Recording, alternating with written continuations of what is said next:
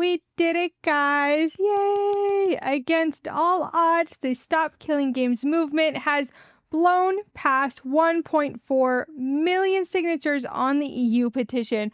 But we're not done yet. What started as a frustration over losing a racing game has become the biggest fight for digital ownership rights in gaming history. And we have exactly 2 days left to make sure this crosses the finish line, blows past the finish line, because it's already technically crossed it. What's up, everybody? I'm Olive Badger, and welcome back to the channel. Before we dive into this incredible journey and final push, I need to say something. The support you've all shown me for my coverage of Stop Killing Games has been absolutely mind-blowing. Your engagement, your shares, your comments, they've given my channel such a massive boost.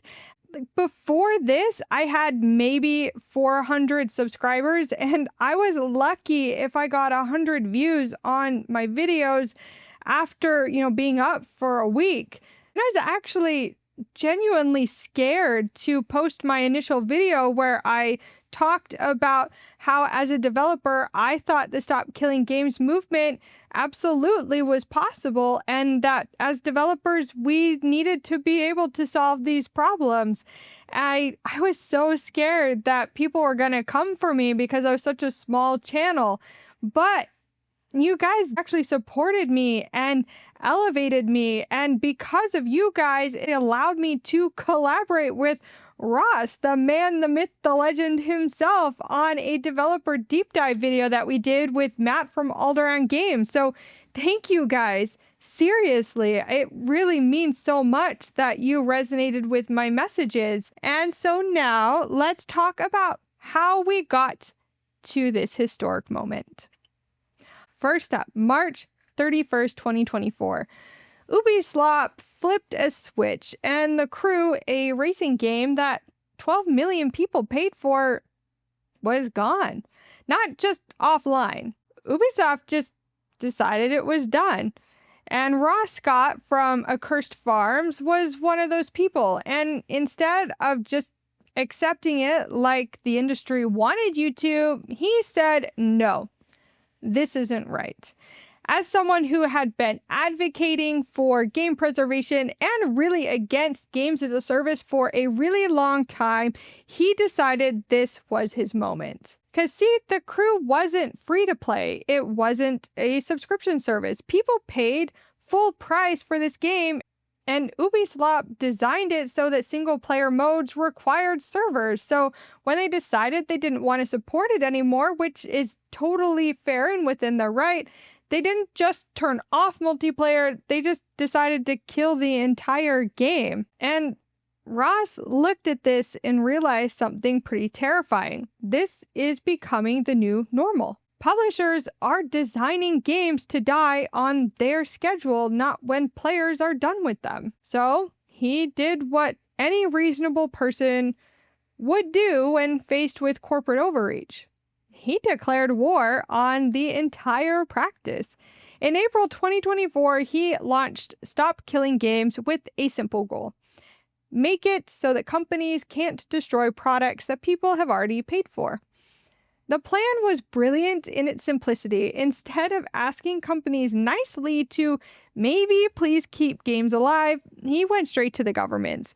The European Initiative in the EU, Parliament petitions in the UK, consumer protection complaints in France, Germany, and Australia. The ask wasn't even really unreasonable either. It was not demanding publishers to keep servers running forever or give away source code. It was just to provide some way for games to remain playable when the plug needed to be pulled. Here's the thing, for months, it looked like it wasn't going anywhere. By early 2025, the movement was struggling. The EU petition had been live for almost a year and was stuck just under 500,000 signatures, not even halfway to the million needed. The UK petition was kind of all over the place. Publishers started pushing back, and then we learned about the controversy, which I won't go into detail here, but Ross decided he had to make one last-ditch effort. He made a video called The End of Stop Killing Games, where he basically said this was the last shot. Either the EU petition hits 1 million signatures or it's all over. But sometimes the internet can be beautiful. That End of Stop Killing Games video, it backfired spectacularly in the best possible way. Major content creators started paying attention. Moist Critical, Asmongold, PewDiePie, Jacksepticeye, they all came out supporting the movement. Signatures exploded. We're talking 500,000 to 800,000 in just a few days. Then it hit 1 million, 1.25, 1.4 million, all in the span of a few weeks. Even members of the European Parliament, like Nikolai Stefanata, publicly signed the petition. What took 11 months to get halfway suddenly finished in 10 days. The movement that was supposedly dead became the fastest growing consumer rights campaign in gaming history. Now, of course, success brings scrutiny. Just this week, an anonymous complaint was filed against the EU petition claiming Ross Scott violated funding disclosure rules because, wait for it, he volunteered too much of his own time promoting the event. And I'm not making this up either. The complaint literally argues that because Ross works 12 to 14-hour days promoting Stop Killing Games without charging for it, that counts as 63,000 to 147,000 euros in undisclosed professional contributions. I mean, it's this kind of legal nonsense that makes you realize how desperate the opposition has become.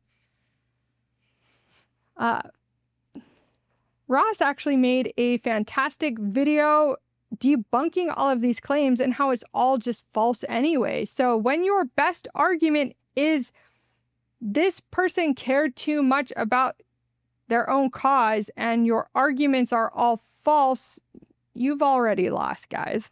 Here's where we are as I'm recording this. The EU petition has over 1.4 million signatures and counting. That buffer is crucial because signatures have to be validated. Fake ones, duplicates, and signatures from non-EU citizens get thrown out. But with 1.4 million, we are virtually guaranteed to clear that 1 million threshold needed for the EU Commission to formally review this. Also, as a side note, the UK petition did end up hitting its goal of over 100,000 signatures, meaning it will get debated in Parliament at one point. They've done some pretty stupid stuff the last few days, so we'll see how they do. Puppies snoring?